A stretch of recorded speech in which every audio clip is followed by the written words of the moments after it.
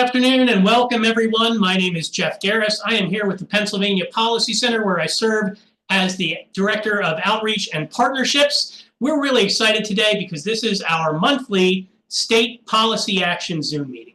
We host these meetings on the third Thursday at 1 p.m. to give people an update on some of the policies that impact the lives of all Pennsylvanians and how we can advocate and take action even today to advance these policies that benefit everyone. We also do a federal policy action Zoom meeting on the first Thursdays. We'll talk about that a little bit later on. But we want to get started today. If you're having any issues at all with tech or sound, please feel free to send a message in the chat to our digital comms person, Adrian Stanley. Adrian will be happy to help you with that. We have a large number of folks who are joining us. We expect a lot more coming in the next couple of minutes. So we've muted all of the lines. There will be an opportunity for people to ask questions today. So as you listen to our presenters, you'll have an opportunity to put questions in the chat. We will get to as many of those questions as we can and direct those to our panelists. Speaking of our panelists, we are very excited today to have with us a special guest who is a senator from Philadelphia and Montgomery County, representing the people of the 4th Senatorial District. You're going to hear a little bit more about him in just a moment. That's Senator Art Haywood. We're very pleased to have him here. We're also having some input today from the Executive Director of the Pennsylvania Policy Center, who I think will also want to do some introduction of Senator Haywood as well, and that is my friend and colleague, Mark Steer. Again, if you have questions, drop them in the chat. On that note, I will turn it over to you, Mark. Thanks very much, Jeff, and thank you all for being here today. We have, as you know, traditionally have focused most of our work on state policy. This year, we've been a little distracted by all the horrible things going on in the federal government. But we don't want to forget that there's some important things going on in state government as well. And today, we're going to take a little longer-term view about the state budget and particularly state revenues. And the need for additional revenues and the need for securing additional revenues in a way that's fair to Pennsylvanians and that recognizes the growing inequality in our society. I'm going to spend a couple of minutes setting the stage, and then I'm going to turn it over to Senator Haywood, who's going to talk about a couple of ideas for making our tax system fair and securing the revenues that we need. So let me share my screen here.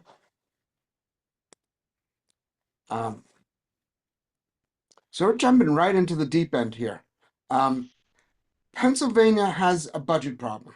It's not a widely known budget problem because we've been covering it over a little bit with some help from the federal government, but it's a problem that's going to come to haunt us pretty soon. We've had larger oh, sorry, I wrote this backwards.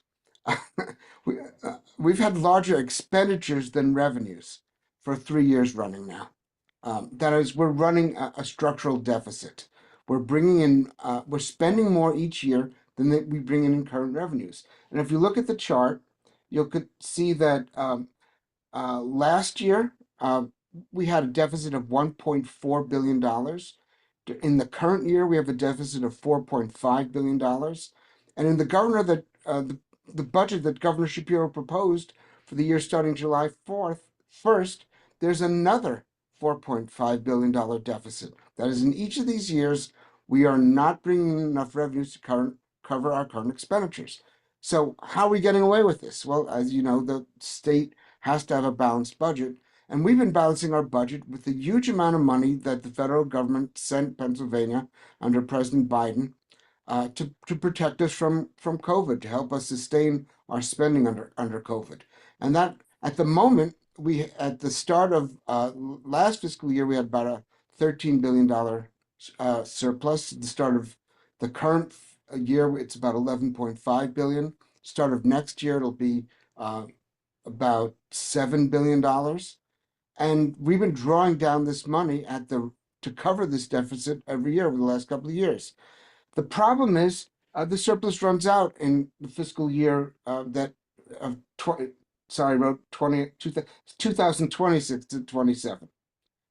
And one other thing, this deficit projected in the future does not include any extension of or addition to the funding for education that we've been seeking to meet the court order that requires us to fully and fairly fund our schools.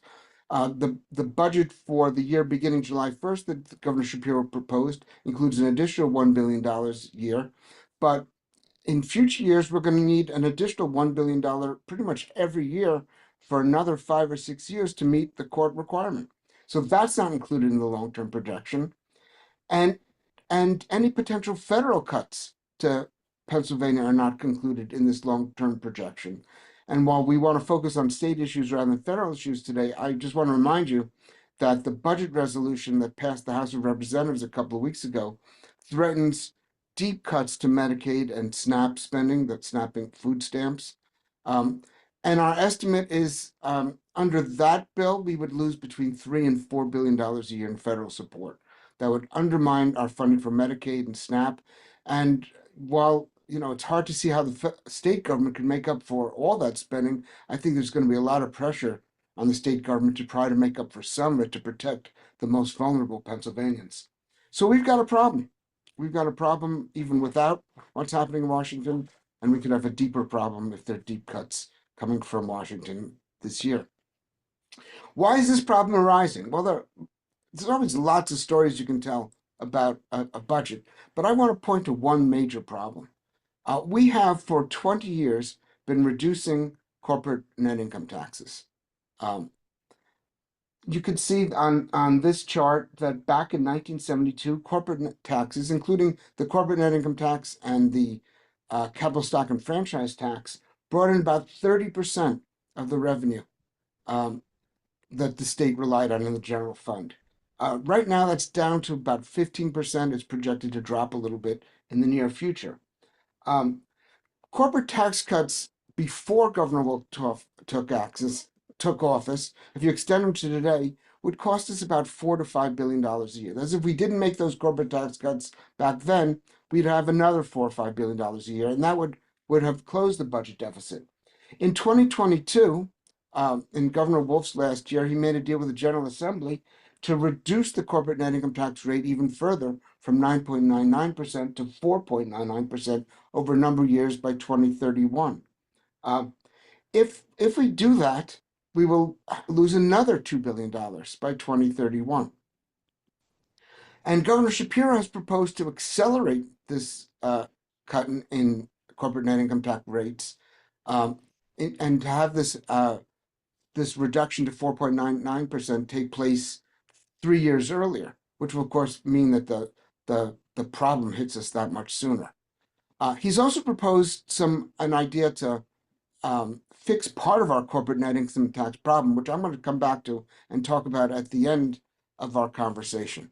But at this point, I'm going to stop my sharing these slides and turn the program over to Senator Haywood. I just want to say Senator Haywood has been just about the most aggressive and farsighted member of the state Senate, and that means pretty much of the whole Pennsylvania state government, in thinking about issues of revenue, and thinking about issues of fairness, and thinking about issues of how to provide the funds that Pennsylvanians need to support the programs we need.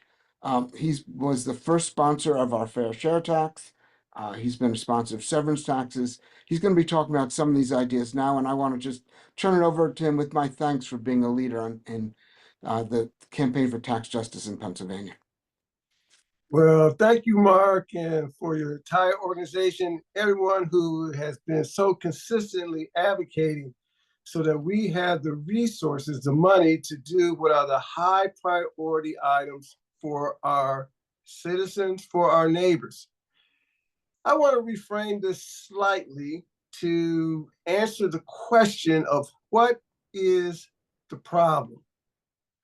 And our core problem is that we are not committed to paying for what we all want. For instance, we want to see higher education funded in a way that our families don't have to end up with a ton of student loans.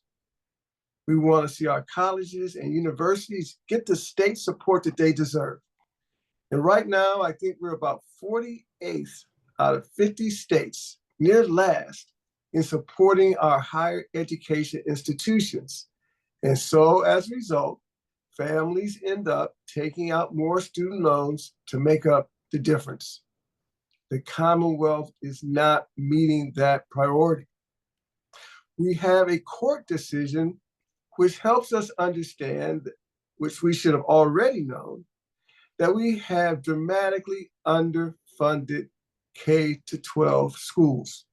In fact, some time ago, when we had a very strong U.S. Department of Education, that Secretary, Arne Duncan, said to us here in Pennsylvania, we have the most unfair funding of public education of any state in the nation. #1 in unfairness. And so we have to put a significant amount of dollars into our K-12 system so that our young people can have the teachers, the books, the facilities that they need so that they can learn. We all know here, particularly in southeastern Pennsylvania and beyond, that mass transit is critical for transportation and that our roads and bridges need repair. I just want to share briefly that when I took a tour around the state, hearing from individuals who are trying to get into the middle class, but have stuck in poverty, there were 4 main challenges that they addressed, and one of them was lack of transportation. I remember a young man sharing with me that he was spending hundreds of dollars a week with rideshare programs, or Uber, Lyft, and others to get to and from work, draining the limited income that he had. So that is our core problem as I see it. We do not have the funding commitment to pay for what it is we all know we need. And our source of our lack of funding, in large part, is that we do not have tax fairness. Mark, would you bring up slide #2, please? This is a slide that shows that over time, last several decades, the amount of money that our businesses and corporations are paying is going down significantly. As what they pay goes down, what we pay as individuals goes up. You can see the dramatic difference in who pays. Now, what I would say is this: we do have an opportunity to address this challenge. And as Mark has already shared, as we have had so many significant tax breaks for businesses, may I add, those tax breaks for businesses have not created any demonstrated new revenue, any demonstrated job growth. This whole trickle-down approach has never proven to be effective. And so here is one of 2 responses to this tax unfairness and our need to commit to pay for exactly what we know we need. And let me just say briefly before I get into this solution, which is basically a tax the wealthy solution, I do want to address a counter argument that I often hear amongst my colleagues, which is we have a spending problem in Pennsylvania, and that the differences between the amount of money we have coming in and the amount of money we're spending, that difference is all because we are overspending. Yet, we know we have a court order that we have not yet met for public education. Yet, we know that we are amongst the last in public higher education spending. Yet, we know that our mass transit and roads and bridges need significant funds. So we have significant spending that we have yet to do in order to meet the needs of our Commonwealth. I did want to address that briefly before I go to one of the solutions. Thanks for giving me the opportunity for that brief tangent or detour. So one of my solutions that Mark has briefly described, and it's just not mine, I do have other members who share it, it's basically a plan to tax the most wealthy transactions, the most wealthy people in Pennsylvania. Now, we don't have a graduated income tax where people who make more have a higher rate. We don't have that in Pennsylvania. We have a uniformity clause that says everybody pays the same amount. In order to change that, we'd have to change the Pennsylvania Constitution. So before we change the Pennsylvania Constitution, yes, there's something that we can do. And that's what we call the fair share tax plan. And it's very simple.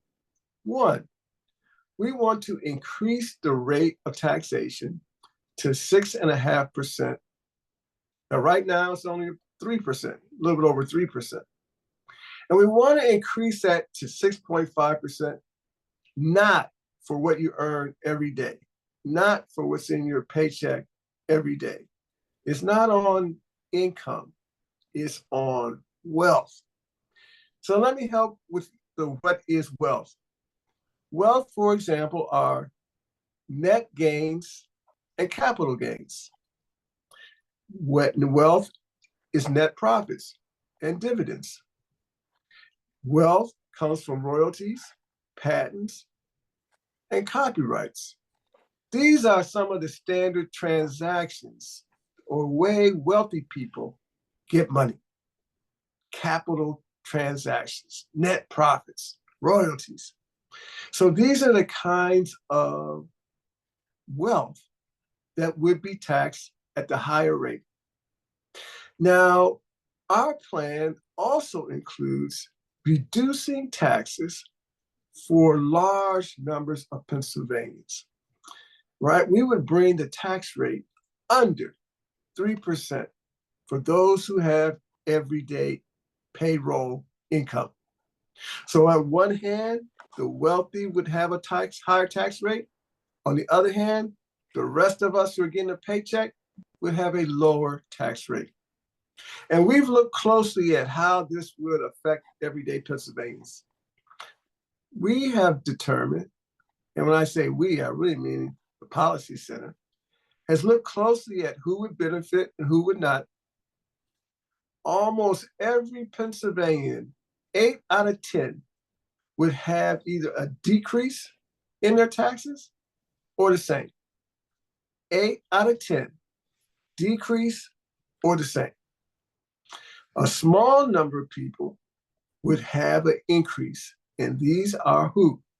The wealthy who are receiving their money from profit gains, royalties, and the transactions that we have described. Most of this money would come from, most of these taxes would hit the top 1%. And I know most of us are not in that group. And that's the group who can most afford it. In fact, there's an organization called Patriotic Millionaires, and they have come out in support of our tax plan. Now, this is about fairness, but it's also about generating more revenue, more money. Under this tax plan, we've estimated that up to $3 billion would be available for the Commonwealth. This $3 billion would then put us in a position where we could place more funding for K-12, place more funding for SEPTA, as well as roads and bridges, as well as higher education. So we have a way to address meeting the priorities of the Commonwealth. It will just take the will of the General Assembly to do that. Finally, on this solution, we have compared this tax rate with other states around us. For those who say the wealthy are going to run away from Pennsylvania because of this tax rate, that is not the case either. Even with this higher tax rate for wealth, we would still be one of the lowest taxing states in this region, and that is significant. We would not be running people out of our state with this tax plan. So we have had some polling to show that about 60% of Pennsylvanians would support this tax plan. Should we be able to explain it and get it out to the public in a way that could be easily digested, which I believe over time we will be able to do. So in sum, that's my first solution to our commitment to our citizens. I turn it back to you, Mark. Thanks, Senator. So I want to do one thing before I talk about corporate taxes a little bit more. I meant to show you one slide and I forgot to do it, but this will reinforce what the senator has been saying.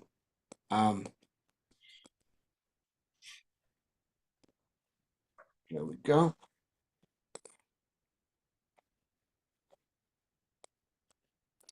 This chart shows the distribution of taxes in Pennsylvania right now.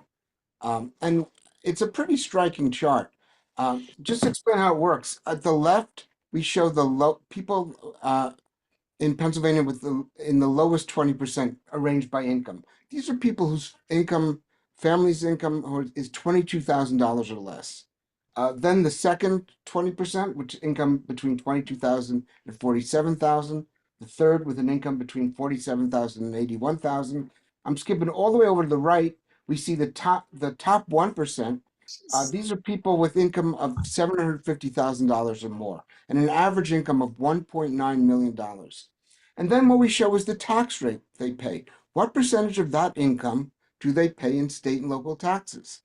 And what you see is at the bottom 20%, people pay 15.1% of their income in state and local taxes. And at the top, the 1% only pay 6% of their income in state and local taxes.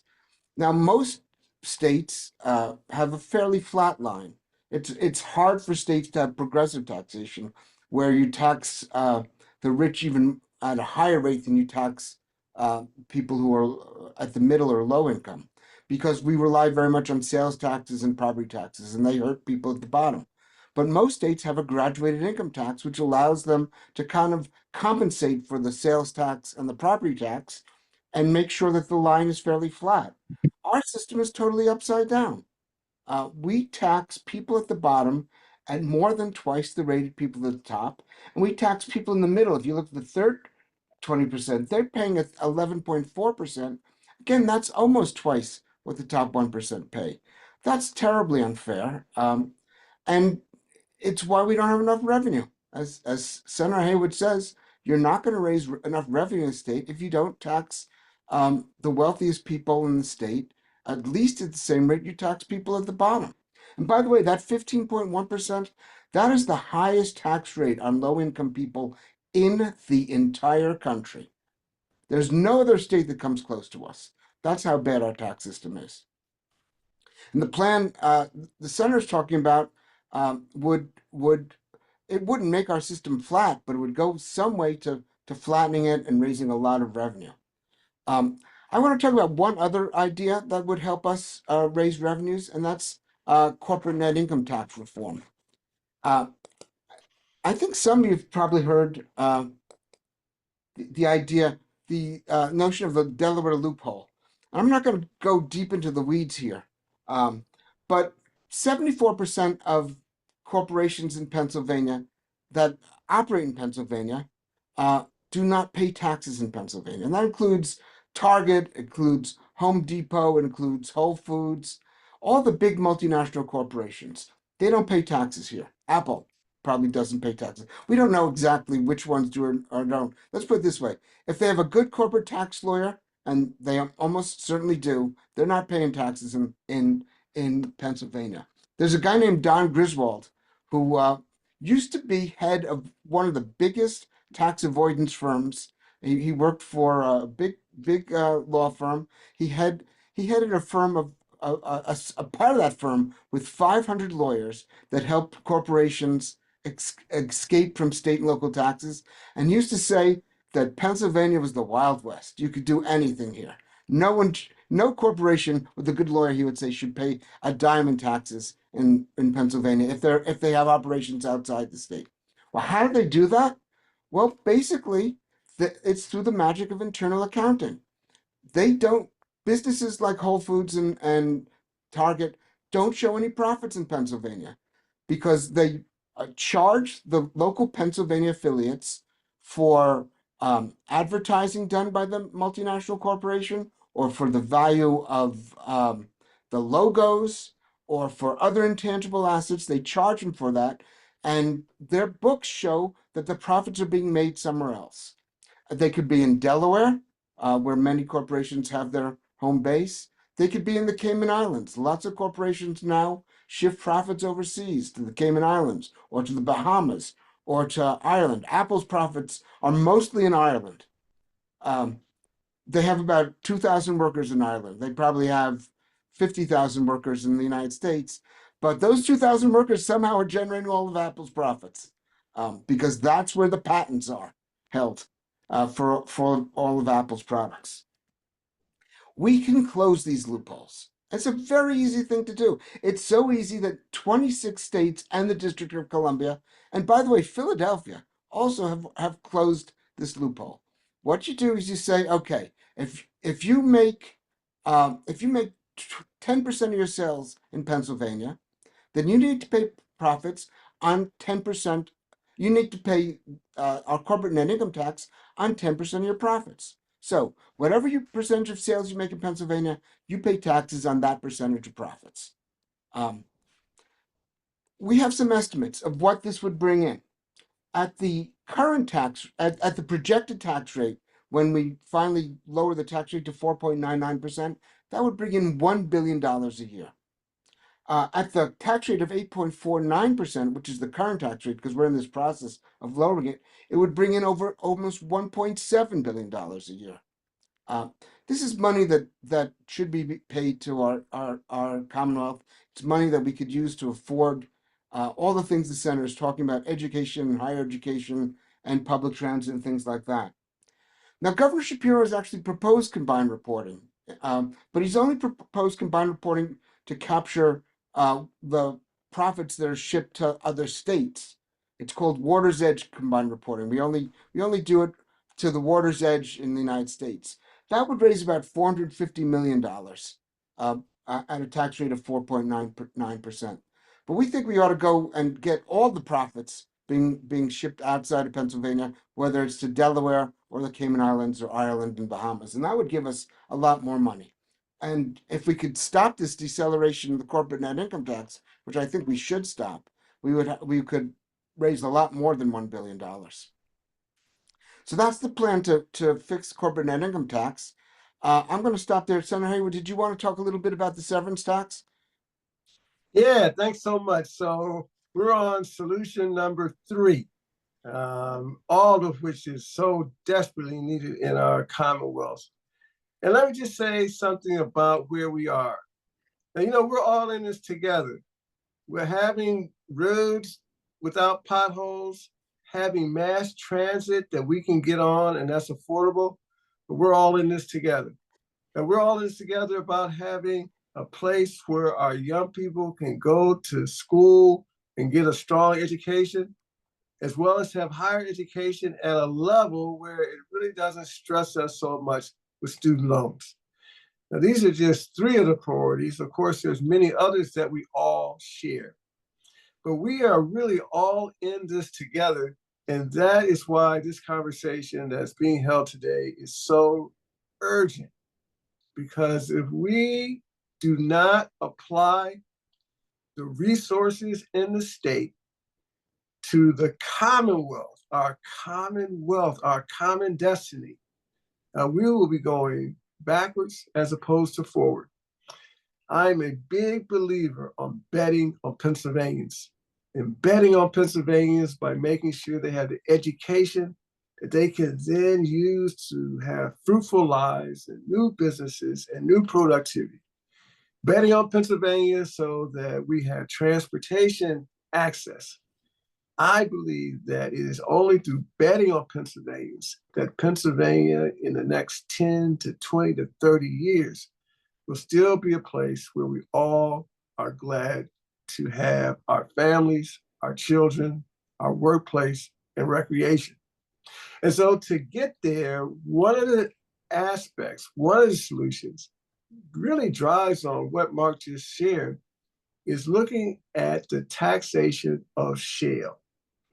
Shale is the source of our natural gas. And fortunately, we have a very sustainable natural gas industry here in Pennsylvania. In fact, some have called Pennsylvania the Saudi Arabia of natural gas. But we need to compare ourselves in terms of other states that are producing natural gas and receiving revenue for that activity. Let me just be clear. Pennsylvania is the second largest producer of natural gas in our nation, only second to Texas. Texas provides almost $12 billion of cubic production of natural gas, and we're a little bit over 7. So they're here, we're here, and there's several other states well below us. I'm on the Legislative Budget and Finance Committee. We recently received a report that detailed how much money states are receiving from the natural gas industry. It was astounding, surprising. The main thing we saw was that even though we are very close to Texas in production of natural gas, we are dramatically lower in the revenue from it. In the past 5 years, Texas has received $12 billion from their severance tax. During the same period, Pennsylvania has received $1.1 billion. 12 billion Texas, 1 billion Pennsylvania, even though our production is very close. This, as I have described in a Senate hearing, is a ripoff of Pennsylvania taxpayers. That 12 billion would go to the taxpayers in Texas to the government of Texas so that the taxpayers have less of a burden, but it's also so that Texas would be able to fund their higher education, Texas would be able to fund their K-12, 12 billion. Pennsylvania, only at 1 billion. Now we have what is called a impact fee, essentially. That's all it's generating, is about $1 billion. This is a travesty. Now I know that in Texas, they have different ways to tax companies. They don't really have corporate taxes. And we do. However, as Mark has just described, these big natural gas companies like Chesapeake are taking advantage of the loophole so that they end up paying very little, actually, in taxes in Pennsylvania. Maybe nothing. Of course, I don't have their tax returns, but I'm sure they have the talented lawyers that Mark has described so that they're in a position not to pay much in our taxes. The impact fee was put in place at the time, many years ago, over a decade ago, because the industry was new and folks wanted to give the new industry an incentive to come to Pennsylvania. The time for the incentives is long over. The industry is mature. They don't need any incentives. It is now past time that they pay their fair share with a severance tax. Now, I do want to be clear, just like I'm sure they are not paying much taxes like Apple or Home Depot or any of these international companies. I'm not suggesting that we quadruple the amount of revenue that is paid. But certainly 1 billion compared to 12 billion is a travesty. And we need to put ourselves in a position to receive a fair share from the shale industry. In closing, I did want to share that I do anticipate cuts from the federal government. As the federal government is deciding that the states should do more in decision-making, it does not appear that they will pay the states to do that work. And so the historic agreement between the national government and the states, the national government taking their share, the states taking another share, that agreement is being broken. It's a 60-year agreement, and it is being broken as the decisions come to us in the state without the money. And so I and many others are very concerned that our need for revenue, our need for money to pay for what we all are committed to has to be addressed. And we are proposing today 3 solutions that will allow us to do just that, fulfill our commitments to our neighbors. Thank you. Thank you so much, Senator Haywood, and thank you, Mark. Some really great ideas here of how we can make sure that the super rich and corporations start to pay something a little bit closer to the fair share that they should be paying. I'm going to go through a couple of the questions and comments here that we have in the chat. As a reminder to folks, all the lines are muted for people attending, but we're taking the questions in the chat. I'm going to read some of these aloud so that folks who are watching this, as we're going to have this online, if you missed part of it at the beginning, you can watch it on our Facebook page later. But here's what we received. So there's a question here, just some clarifying questions. Jennifer had the question, what is CNIT? The answer to that was corporate net income tax. That's the corporate net income tax, which Mark was talking about. Question from David. Question was, what was the name of the tax plan that the senator was referring to? That's the Fair Share Tax Plan. You can find that online. And a follow-up question about the Fair Share Tax Plan for you, Senator. Kay has a question, what are the Pennsylvania Republicans saying about this tax plan? I have a Republican senator and I can push her. So I have not received support from any individual Senate Republican to date. So I encourage you to reach out to your state senator, let them know that this is an important priority for you, and then let me or Mark or Jeff know that you have done that so we can also reach out to them. Thank you, Senator. There's sort of a follow-up question as well from Elena. Question is, she says, I agree with you, but how much of a chance do you think the Fair Share Plan has to pass? I keep thinking about the gas severance tax, which has been proposed since 2010 and in discussion before that. There just hasn't been support in the legislature for companies paying their fair share. Are we seeing a legislative shift towards that?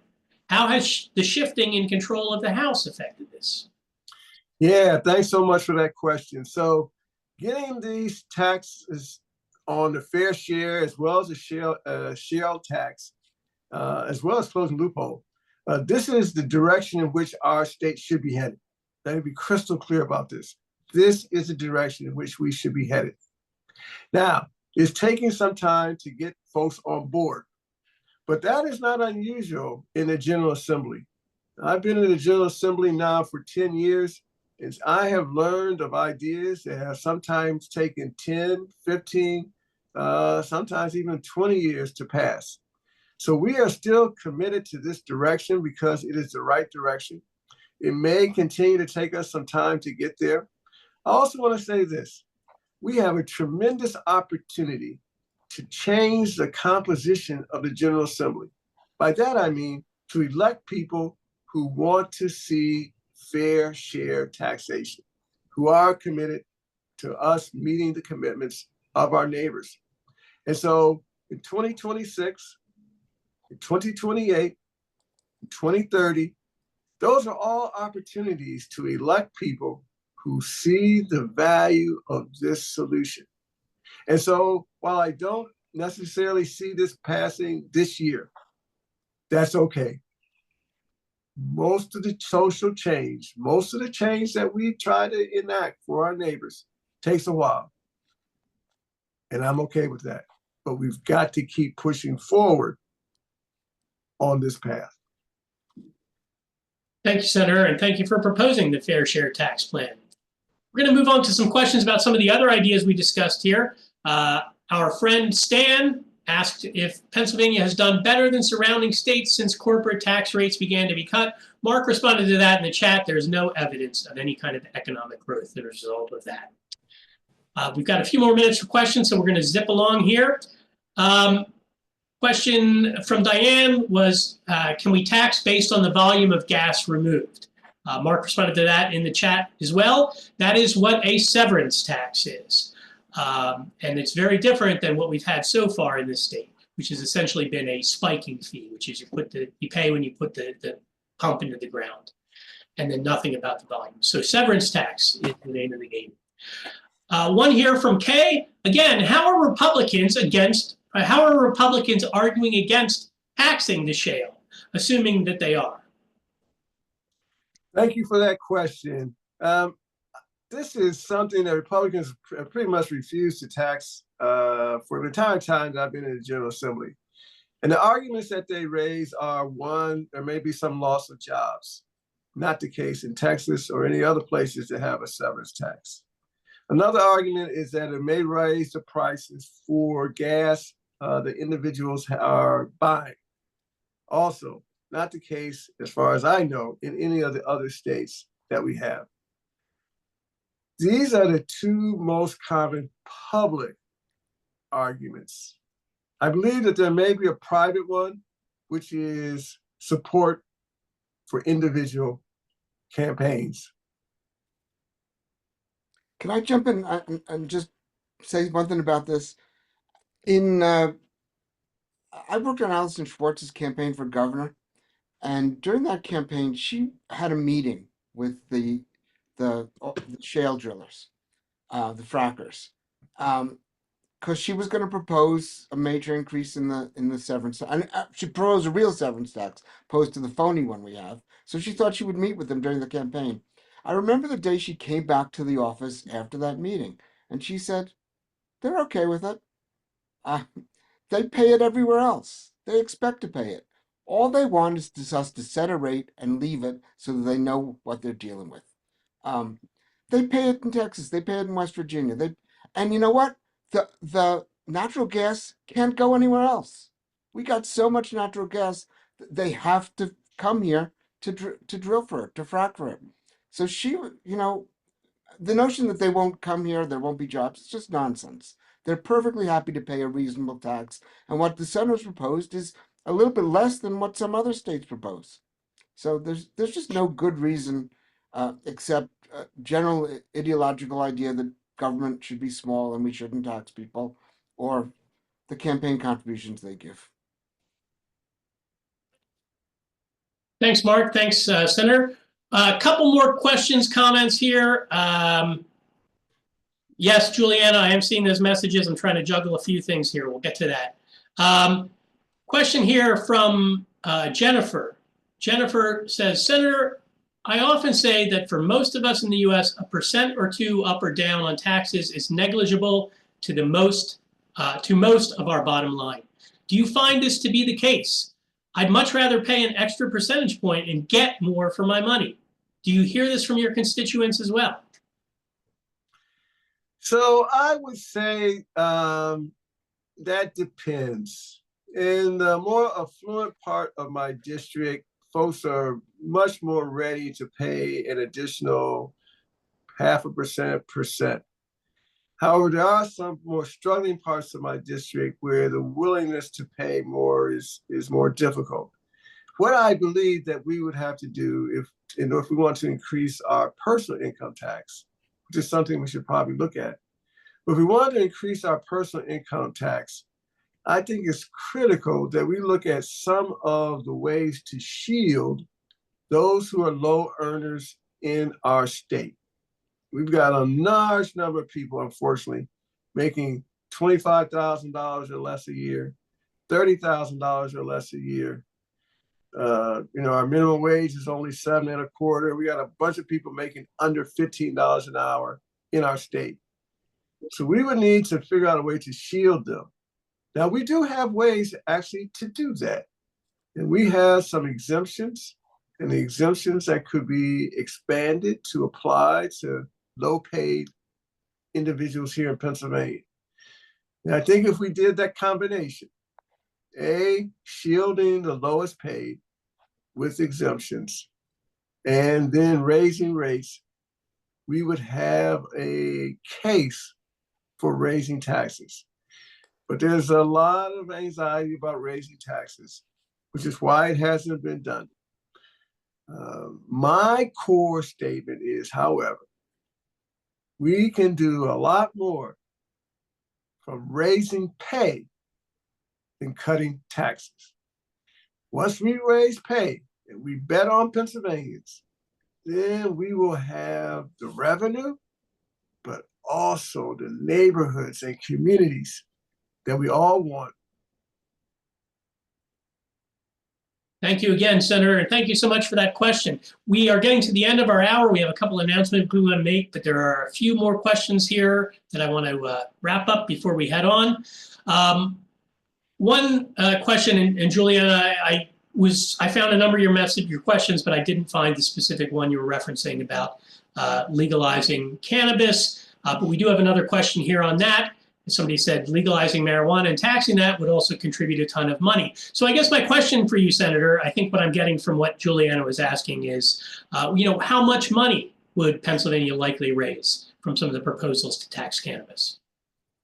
So I've seen a range of dollars for how much we would tax cannabis. It's in the billions. It's not in the 50 million or 60 million. It's in the billions.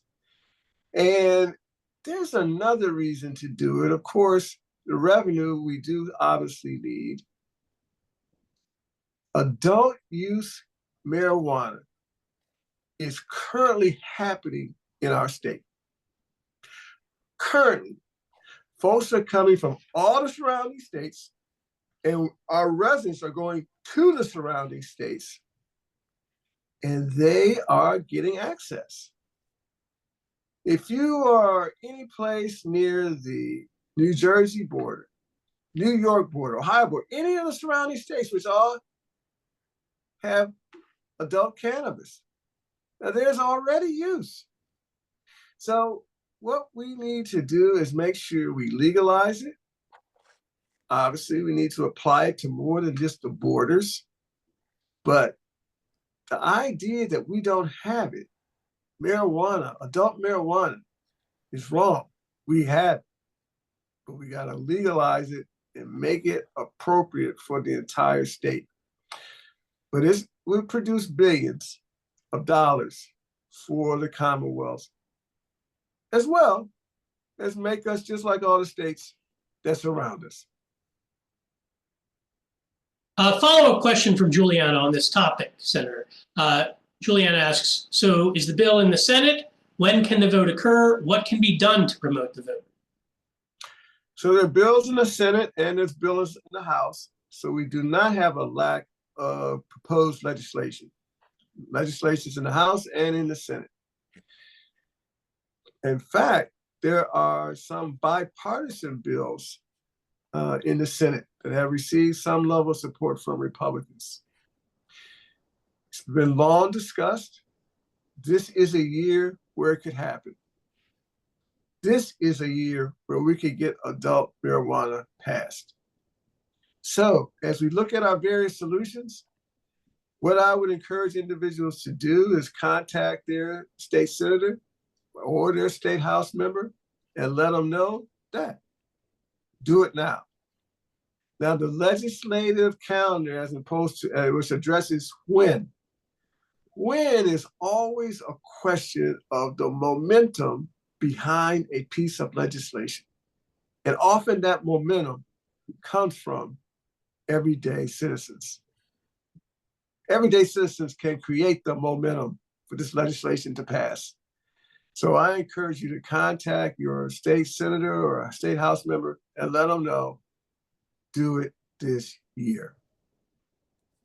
Could I just Another question? Oh, sorry, go ahead, Mark. can I just add to this? I just want to just give people a perspective on everything we're talking about here.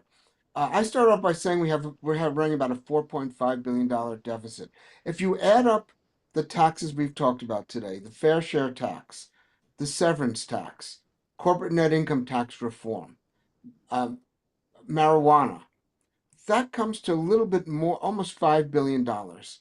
And we have not raised taxes on middle and low income Pennsylvanians at all. In fact, we could spend about $500 million of that to lower taxes for working people, and we'd have a much fairer system. We'd be able to pay our bills, and we'd be in much better shape. And here's my big fear. If we do that, start that now, then we save some of the surplus. We don't spend it all the next year or two, so that we can gradually increase taxes when and head off the crash that's coming. If we don't do it, in 2 years, we're going to face a terrible dilemma. We're going to have a $4 billion deficit to close, and it's going to be very hard to get an additional $4 billion out of the General Assembly at that time. And we may see deep cuts to things that are already underfunded, like K-12 education. So there really is some urgency. And I have to say, one of the things I'm most disappointed about in Pennsylvania politics right now is that the voices who are calling attention to this problem are so few and far between. And that's why Senator Haywood's just done such an extraordinary job in leading on this. But I really wish we had a few others who are there's some in the House. I don't want to start picking and choosing among my senators and representatives and saying who's doing a good job and who isn't. But there are not that many who are with Senator Haywood and really pointing to this long-term problem. And when I don't want him to be in a position in 3 years and say, "I told you so." But Yeah. Thanks so much, Mark, for that. I want to note that Mark dropped in the chat the link. You can access the slides that he presented as well as some other charts. We will send that out in a follow-up email to folks. And if you're watching this online, you can probably just send a message to us and we'll follow up on that. We are just about out of time, but I do want to put in two questions here. Sorry, there's a question here about games of skill, the idea of taxing games of skill. The question is, what about that idea? I don't think we have a time for a long answer, but if you have a quick thought on that, Senator, that'd be great. So this is games of skill are in the Commonwealth. You can see them at gas stations, bars. I mean, they're here. And so this is another challenge of regulating what is already present. Obviously, skill games are much more present than medical marijuana. They're all over the place. It's all over the Commonwealth. There have been a number of conversations about how to make that happen and make it happen in a way that we don't create nuisance in some neighborhoods, make it in a way so that we don't really increase gambling and some of the addiction related to gambling. And so these are conversations that are ongoing now. I do think that this is another opportunity for doing something now, as well as with adult marijuana. Thank you, Senator Haywood. We have two questions that are kind of related to federal policies and if terrible things happened, like the Trump administration is threatening to do and trying to do, what would be the impacts? I don't think we have time for that today, but I do want to note for folks that 2 weeks from today, and I put this in the chat, we are hosting our federal policy action Zoom meeting when we'll be focused on federal issues like Social Security and cuts to education at the federal level. Sorry we don't have time for that today, but I did want to flag that for folks who will be taking a little bit deeper dive on that. I do want to wrap up here just with a promotion here. Next week, you have an opportunity to come to Harrisburg and you can stand on the stage in a press conference with Senator Art Haywood and Mark Steer and a number of other real champions for us in the state capitol in Harrisburg. That is next Wednesday from 10 to 4 p.m. We will be out there. We will be starting out at Harrisburg University with some information sessions, some lunch, and we'll be doing a press conference over at the state capitol. And guess what? We kick off the day at 10 a.m. with Senator Bob Casey giving a keynote speech that will be pretty inspiring for all of us. I did put that information there in the chat. There is a link to register. We strongly suggest that folks do that. We are trying to get a count for lunch. I will put the summit schedule here in the chat as well, so you can see what that day looks like. Again, we will be back 2 weeks from today to look at some of the federal issues. I want to say a big thank you so much, first to my colleague Mark Steer for really helping to get a lot of these ideas out there and to be thinking about them. And a special thanks to Senator Art Haywood, who has been a real champion for working people, not just in his time in the legislature, but in his many years as a lawyer at Community Legal Services in Philadelphia. We are so glad to have you here with us today, and we are so glad to have you in Harrisburg, Senator. On that note, we will wrap up. Thank you to my colleagues here, Adrian and others who helped to make this possible. Have a great afternoon, everyone. Take care.